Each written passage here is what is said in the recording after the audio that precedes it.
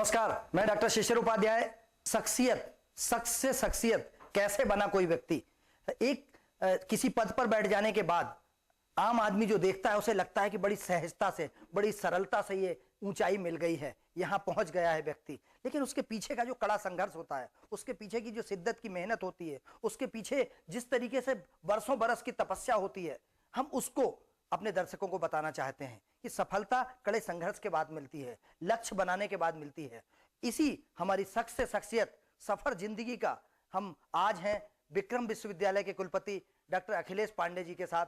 Doctor साहब, आपका बहुत बहुत स्वागत है। हमारी कोशिश है कि हम ऐसे लोगों को सामने लाएं जो कड़ा संघर्ष करके और स्थान प्राप्त करते हैं और दिशा देते हैं देश को, प्रदेश को और आम आदमी को। इसी मुद्दे पर चर्चा कर रहे हैं। आपका बहुत बहुत स्वागत है। हमारे दर्शकों को ये बताइए कि जिस तरीके से आप शुरुआत, आपकी एक छोटे से गांव से आप आते हैं, वहां संघर्ष करते हैं, उसके बाद जैसे पढ़ाई के साथ साथ आप रानी दुर्गावती विश्वविद्यालय में अध्यापन का कार्य शुरू करते हैं, उसके पहले भी आपने कहीं नौकरी करी है, जिसे जहां तक मुझे जानकारी है।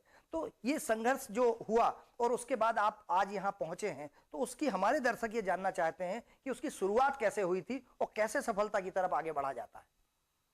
शिशिर उपाध्याय जी को बहुत बहुत धन्यवाद देता हूं कि उन्होंने आज मुझे इस लायक चुना कि मैं आप सभी लोगों के सामने रूबरू हो सकूं। मैं उत्तर प्रदेश सुल्तानपुर डिस्ट्रिक्ट का एक छोटे से गांव से स्कूलिंग करके फैजाबाद, जो आज अयोध्या डिस्ट्रिक्ट के नाम से बहुत फेमस है, मैं वहां अपना जो हायर सेकेंडरी और सेकेंडरी एजुकेशन के लिए मैं वहां गया। वहां से हम अपनी पढ़ाई 10वीं, 11वीं, 12वीं किया और वहाँ से, जैसा आप लोग जानते हैं कि बायोलॉजी के एक जो विद्यार्थी होता है उसे हमेशा एक ख्वाब रहता है कि मैं मेडिकल डॉक्टर बनूं। उसी सिलसिले में हम लोगों ने भी 79 में मध्य प्रदेश की तरफ, जबलपुर की तरफ रुख किया। कुछ टेक्निकल प्रॉब्लम के कारण हम लोग मेडिकल में सफल नहीं हो पाए। उसके बाद हमने जबलपुर में ही बीएससी, एमएससी किया और फिर पीएचडी किया। हमने जगदलपुर जो गवर्नमेंट कॉलेज थोड़े दिन के लिए वहाँ गया, लेकिन किसी कारणवश मेरा मन वहाँ नहीं लगा और मैं वहाँ से छोड़ के आ गया। फिर हमने पीएचडी के दौरान फिर शहडोल ज्वाइन किया। शहडोल भी ऐसा, वहाँ के जो प्रिंसिपल साहब थे उन्होंने ये बताया कि आप थोड़े दिन यहाँ वेट करिए, तब जा करके मैं आपकी एप्लीकेशन लूँगा। लेकिन मुझे फिर एक हमारे अंदर में ये था कि मुझे विश्वविद्यालय में रहना है। मैंने वहाँ की भी नौकरी छोड़ दी और फिर मैं जबलपुर आ गया। उस समय बहुत सारे हमारे साथी लोग गवर्नमेंट कॉलेजेस में एडहॉक अपॉइंटमेंट्स हुए और उसमें एडहॉक अपॉइंटमेंट्स में ही होते थे हायर एजुकेशन में, जो बाद में सभी लोग रेगुलर अपॉइंटमेंट में हो गए। लेकिन मैं एक इच्छा हमारी यूनिवर्सिटी में आने की थी, तो मैंने उसको छोड़ दिया। और छोड़ने के बाद फिर ऐसा हुआ कि सारे लोग रेगुलर हो गए और मैं बाहर हो गया। बाहर होने के बाद फिर हमारे सामने, आप सभी जानते हैं कि समाज में सब लोग को एक धारणा बन गई, हमारे परिवार की ये धारणा बन गई कि शायद मैं कुछ नहीं कर पाऊँगा और मैं जिद्दी स्वभाव का हूँ और शायद भविष्य इसका कुछ नहीं है। सब लोगों ने इस तरीके की एक भ्रांति पाल ली। मैं भी उस समय कुछ ऐसे हमारे अपने निश्चय थे कि हमको विश्वविद्यालय में किसी हालत में जाना है। फिर हमारे गुरुजी थे, एक प्रोफेसर जीपी अग्रवाल, जो कि हमारे विभाग के रानी दुर्गावती विश्वविद्यालय में वनस्पति शास्त्र के फाउंडर, चेयरमैन, वो तो हेड ऑफ डिपार्टमेंट थे। उन्होंने मुझे बहुत समझाया। उन्होंने समझाया तुम करोगे क्या, और बहुत सारे हमारे रास्ते ब्लॉक हो गए, कब आप क्या करोगे अब इसके बाद। लेकिन मैंने उनसे बोला कि मुझे विश्वविद्यालय में रिसर्च, केवल टीचिंग नहीं करना बल्कि मुझे रिसर्च में भी आना है, जो अवसर मुझे सिर्फ विश्वविद्यालय में मिल सकता है। फिर उन्होंने मुझे समझाया, तो जबलपुर विश्वविद्यालय में तकनीकी सहायक की बहुत सारी पोस्ट आई थी और उन्होंने हमसे बोला कि ये क्लास 3 पोस्ट है, आपको यदि ऐसा ना लगे कि आप जो है आपके लिए ये ठीक नहीं है तो आप इसको ज्वाइन करिए। मैंने कहा मुझे अपने रहने के लिए और सर्वाइवल और रिसर्च के लिए मुझे जो भी आप बोले मैं करूँगा। तो मैंने तकनीकी सहायक की पोस्ट ज्वाइन किया, जिस पर मैं 5 साल रहा। लेकिन मैं आज विश्वविद्यालयों में देख रहा हूँ कि बहुत सारे ऐसे तकनीकी सहायक हैं जो इस पोस्ट को बहुत छोटी मान करके और वो क्वालिफाई होने के बावजूद भी ना तो रिसर्च में इन्वॉल्व हो रहे हैं, ना क्लास ले रहे हैं। ऐसे मध्य प्रदेश में कई विश्वविद्यालयों में बहुत बड़ी एक बौद्धिक क्षमता है जिसका उपयोग नहीं हो रहा है। लेकिन मैं आपसे आप लोगों से शेयर करना चाहूँगा कि उस दौरान मैं 5 पेपर एमएससी के पढ़ाता था, प्रैक्टिकल्स कराता था, और साथ में जो रिसर्च स्कॉलर रहते थे, एमएससी एमफिल के जो विद्यार्थी रहते थे, उनके डिजर्टेशन के साथ में मिलके काम करता था। और उस दौरान हमारे 35 पब्लिकेशन आए। तकनीकी सहायक ने हमको एक कॉन्फिडेंस दिया और उसी के आधार पर हम रिसर्च हमारी चलती रही। और हम लोग आज ये देख रहे हैं कि हमारे विद्यार्थी रिसर्च लेबोरेटरीज से दूर बाहर रहते हैं, लेकिन हम लोग सुबह से लेकर शाम तक कब समय बीत जाता था, हम लोग रिसर्च लैब में ही रहते थे और एक तरीके से रिसर्च में हम लोग पूरी तरीके से इन्वॉल्व थे, जिसका फल आज मुझे मिला। 89 में मैं लेक्चरर हुआ। 89 के बाद मैंने लगातार वहाँ पे रीडर भी रहा, प्रोफेसर हुआ। लगातार हम लोग रिसर्च में उसी मोटो से रिसर्च करते रहे और रानी दुर्गावती विश्वविद्यालय में हमने 21 जो शोध परियोजनाएं कंप्लीट किया। 21 शोध परियोजनाएं वो ऐसी रही हैं कि भारतवर्ष की सभी जितनी भी ये फंडिंग एजेंसी है जो मतलब आपको जाने कि डिपार्टमेंट ऑफ बायोटेक्नोलॉजी है, department of science and technology है, council of forestry research and education है, यूनिवर्सिटी ग्रांट कमीशन है, MP council of science and technology है, एमपी काउंसिल ऑफ बायोटेक्नोलॉजी है, सभी संस्थाओं ने मुझे प्रोजेक्ट दिया। और इन सब प्रोजेक्ट में काम करते हुए हमने 65 विश्वविद्यालय जो शोध छात्र हैं उनको पीएचडी के मदद किया और साथ में 280 पब्लिकेशन किया। और उसी के साथ में ये सब हमारी जो गुरुजन लोगों की ट्रेनिंग थी। उसके बाद मैं बहुत सारी ऐसे जो संस्थाएं हैं उनका मैं मेंबर बना, बहुत सारे अवार्ड्स भी मिले, जिसमें मैं एक खास उपलब्धि के तौर पे कहना चाहूँगा कि मैं Indian science Congress association plant science का प्रेसिडेंट 2018 में बना। उसके पहले इन्वायरमेंटल साइंस में जो बहुत ही prestigious platinum jubilee lecture award होता है वो मुझे प्राप्त हुआ। और इसी मेहनत करते हुए हम लोग आगे बढ़े। 2009 में हमें जो है मध्य प्रदेश निजी विश्वविद्यालय विनियामक आयोग का अध्यक्ष बनाया गया। जिस समय मुझे अध्यक्ष बनाया गया था, निजी विश्वविद्यालय में कुछ भी नहीं था, मात्र 3000 रुपए का बजट था। और भोज विश्वविद्यालय में एक गेस्ट हाउस में एक कमरा मुझे शासन ने दिलवाया। उसमें आधे कमरे में हमारा ऑफिस होता था, आधे कमरे में हमारा बेडरूम होता था। वहाँ से निजी विश्वविद्यालय आयोग की जो हमने मतलब एक उसका रास्ता नापा। फिर शासन की मदद से मुझे एक विश्वविद्यालय में फ्लैट मिला। उस फ्लैट में एक फ्लैट में ऑफिस और एक फ्लैट में हमारा रेजिडेंस हुआ। धीरे धीरे वहाँ से चलते हुए 2010 में हमें इरिगेशन का गेस्ट हाउस मिला।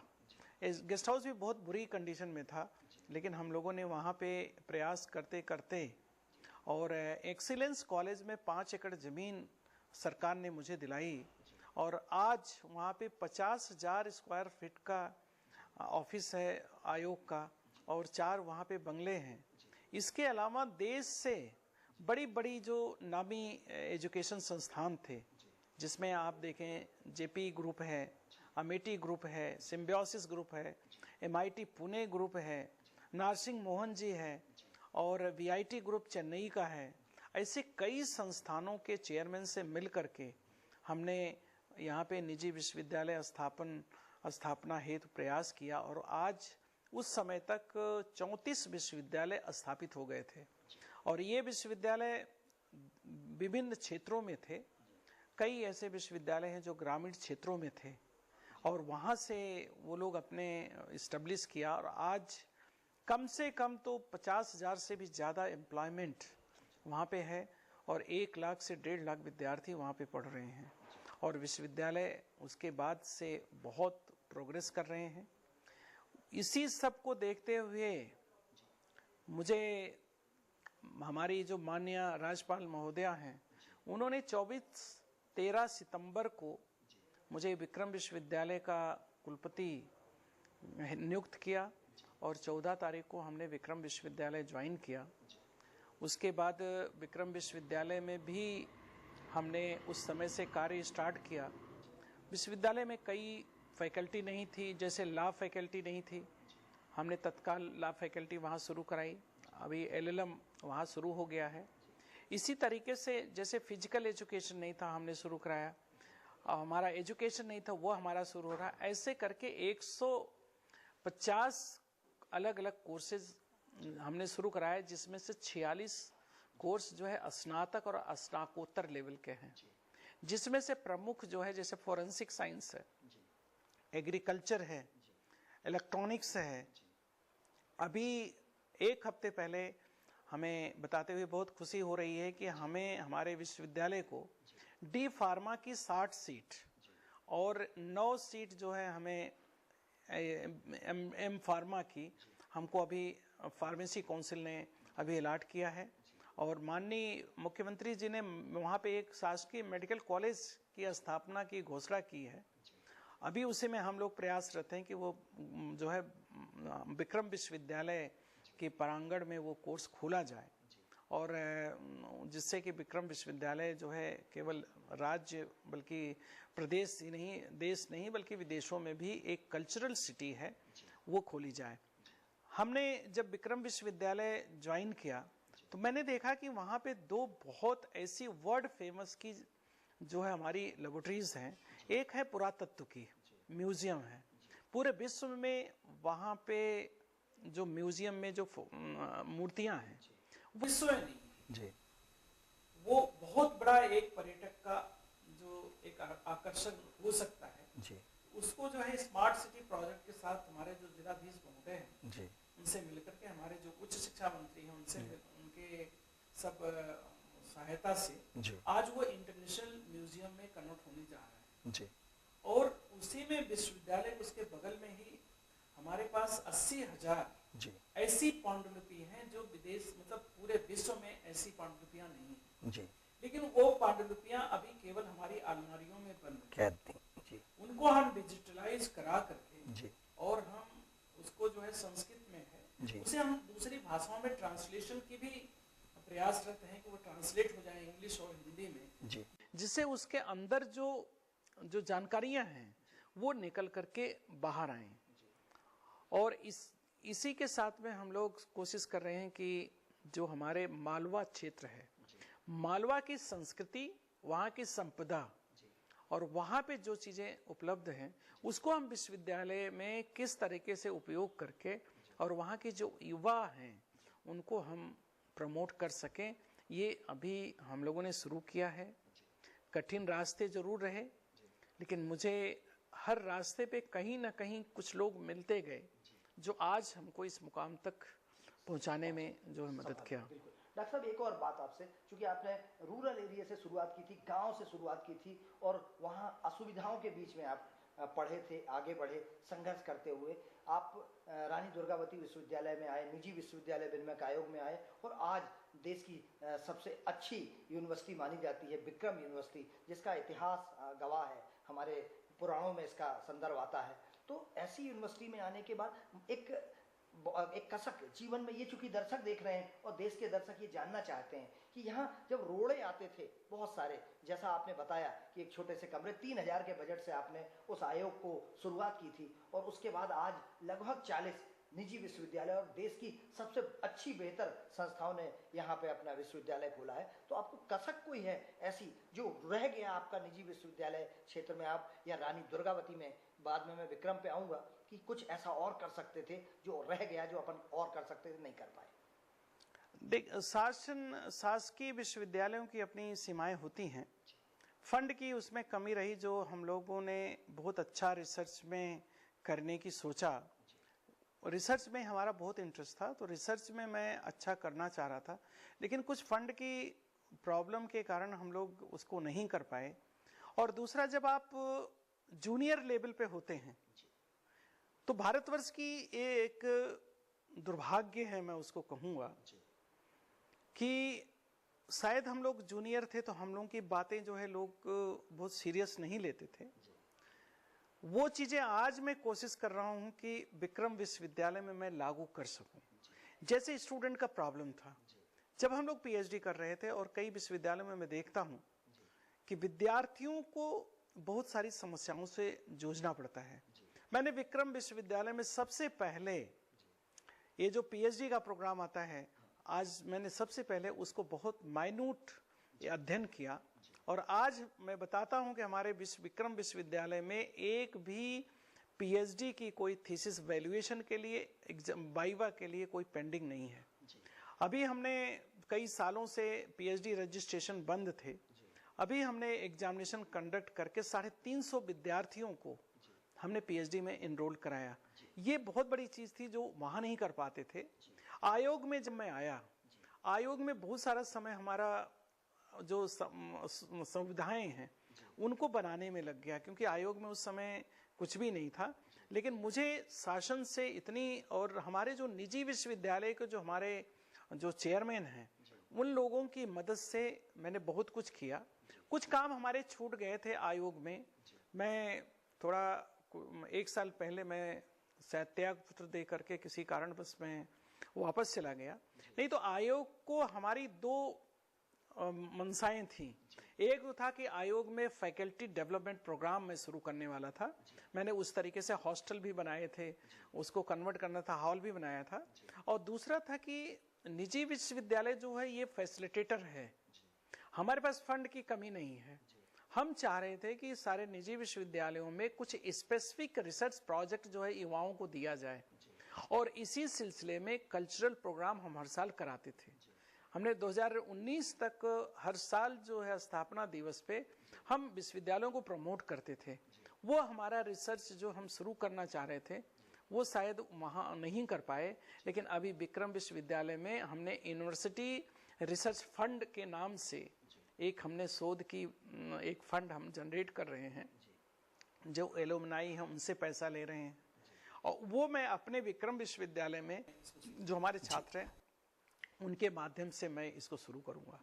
डॉक्टर साहब, आपने जो बताया बहुत सारी परिस्थिति ऐसी बनती, मुझे जहां तक याद आ रहा है कि आप निजी विश्वविद्यालय आयोग में तत्कालीन स्वर्गीय हो गए लक्ष्मीकांत शर्मा जी आपको बहुत मदद करने की कोशिश करते थे। उस समय उच्च शिक्षा मंत्री थे। उसके बाद चाहे अर्चना चिटनिस हो, चाहे दूसरे मंत्री हो, उन्होंने, आपने जैसा बताया कि मुख्यमंत्री जी से लेके सारे लोग सहयोग करते थे।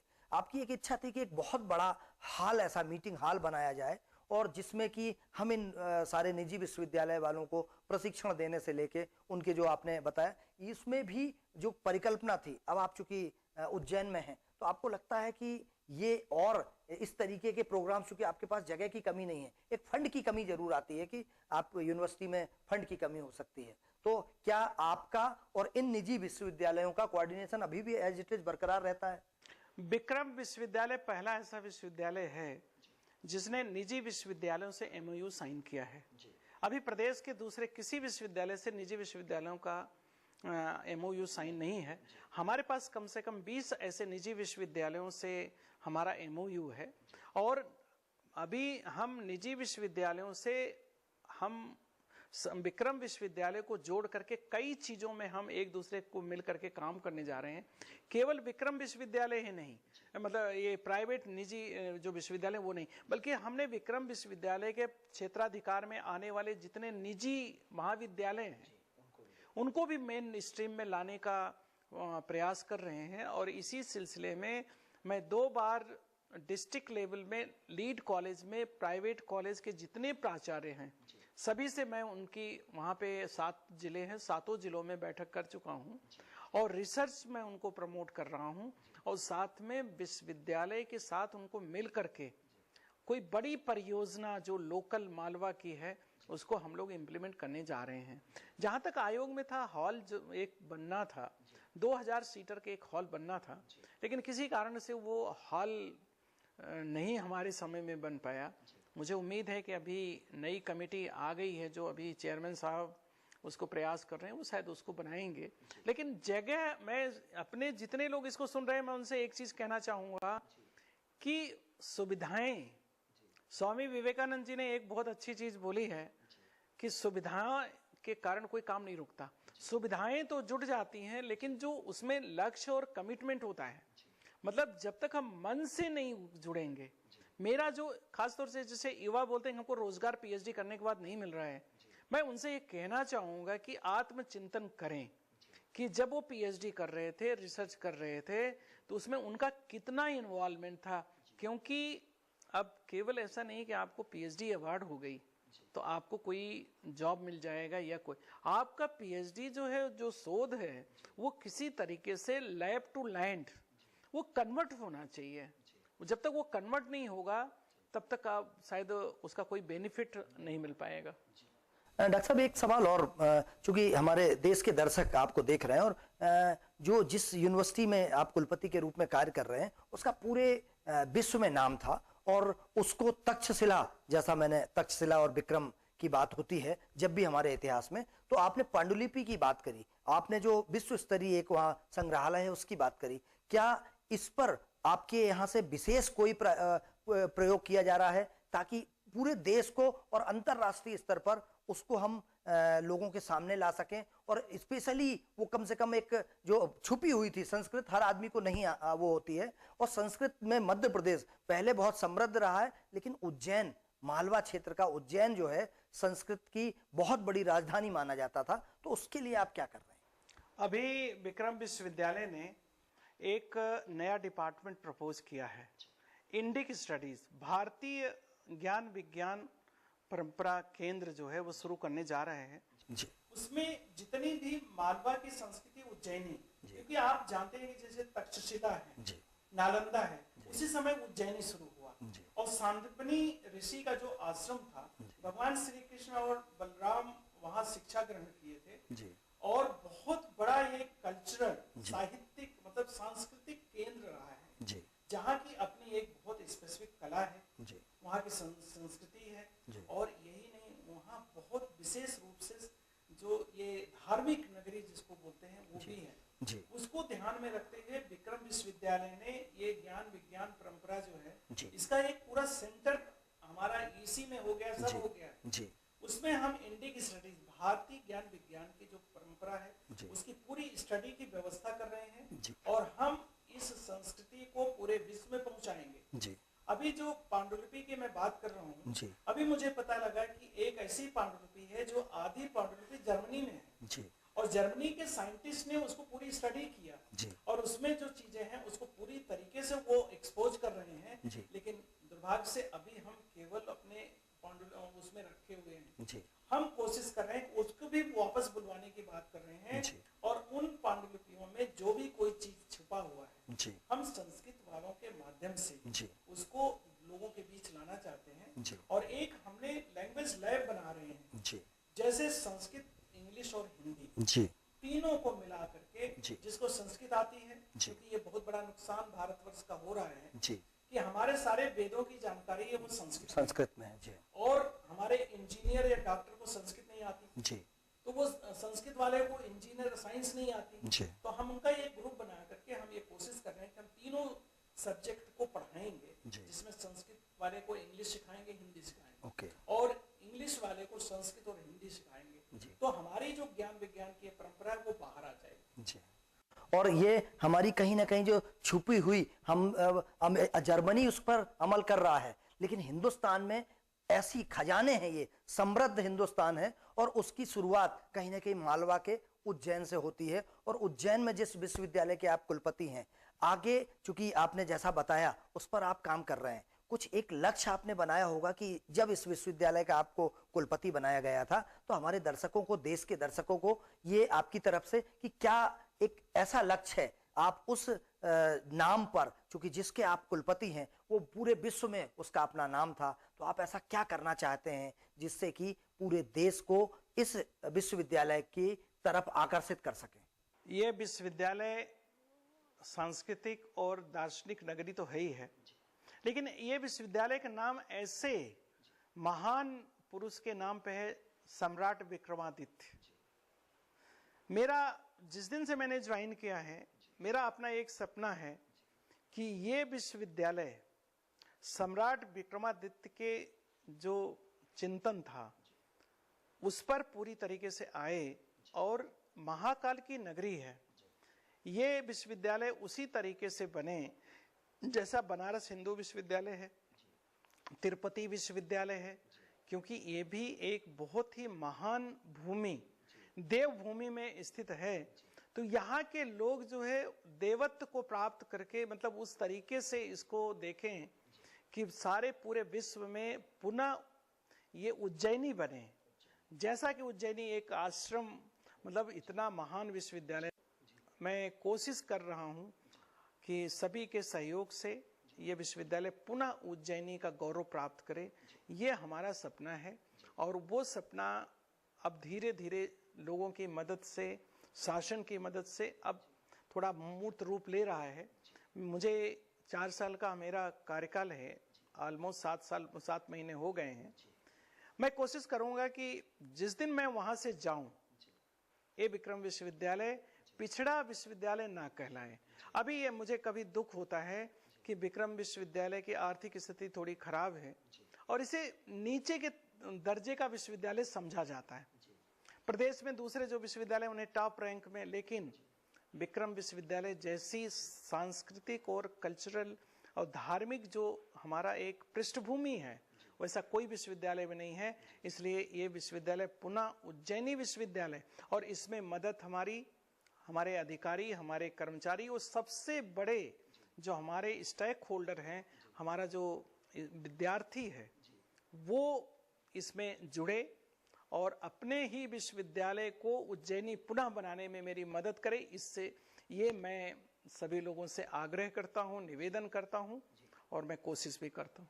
जी, जिस परिकल्पना को लेके महामहिम राज्यपाल ने आपको ये जिम्मेदारी दी थी, और मध्य प्रदेश के मुख्यमंत्री शिवराज सिंह चौहान जी ने जिस तरीके से इस पर आप पर भरोसा करके, कि उनकी बहुत इच्छा थी कि विक्रम विश्वविद्यालय, और जिस तरीके की विक्रम विश्वविद्यालय के बारे में पूरे विश्व में विख्यात है, जिस तरीके से उसकी शिक्षा का इतिहास है, उसको फिर से उसी गौरव पर लेके आना है, ऐसा संकल्प डॉक्टर पांडे का है। और डॉक्टर पांडे की जो इच्छा है कि वो जो कुछ ऐसा करके जाएं कि लोग इसे आगे ऐसी नजरों से देखें कि यह उत्कृष्ट है और यह श्रेष्ठ है, क्योंकि वो भूमि जो देवभूमि है, जो उज्जैन की जो मंदिरों की भूमि कहलाती है, संतों की भूमि कहलाती है, वहां हमारे ऋषि मुनि और संदीपनी आश्रम के बारे में हमने सुना है, पढ़ा है। तो ये उस विक्रम विश्वविद्यालय को उस ऊंचाई पर ले जाना चाहते हैं। दर्शकों, हमारे साथ जिस तरीके से डॉक्टर अखिलेश पांडे जी ने अपने शुरू से कहां से पढ़े, किस तरीके से आगे बढ़े और आज कहां कहां पहुंचे हैं,